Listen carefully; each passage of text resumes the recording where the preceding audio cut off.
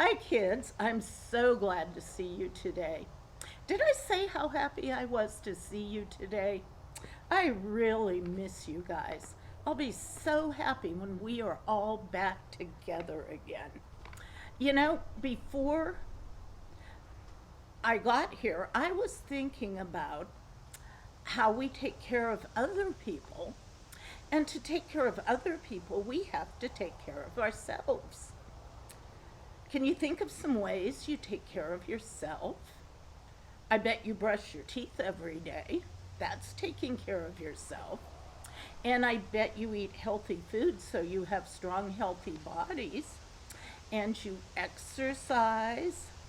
Those are all ways we take care of ourselves and love ourselves, because if we don't take care of ourselves, we can't take care of anybody else. Remember that our Bible school camp this year is about compassion. And compassion means we care about other people, we want to be kind to them, and we want to help them.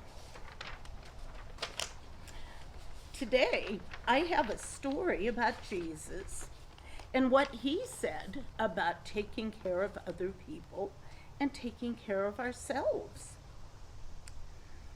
Jesus and his disciples, his helpers, spent a lot of time in a city called Jerusalem. One day he was teaching in the temple, and the temple was a place where they went to worship God, like our church. And he was teaching and telling stories because he knew that people learn better from stories. A lot of people were really listening to him, but they had questions. The temple leaders and the elders weren't very sure about what Jesus was teaching, and they said, "Who gave you the power to say these things?" Some of them were jealous and wanted to trick him, and they asked, "Should people pay taxes? Should they give the government money?" And others were worried and asked him, "What happens when people die in the afterlife?" Then one temple leader who had been really listening closely had a question for Jesus. He saw that Jesus was wise and kind, and he said to him, "Jesus, which one of God's laws is the most important?" That's a really good question.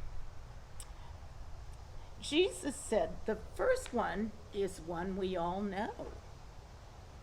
"Hear, O Israel, the Lord our God is one. You shall love the Lord your God with all your heart and your soul, and with all your mind, and with all your strength."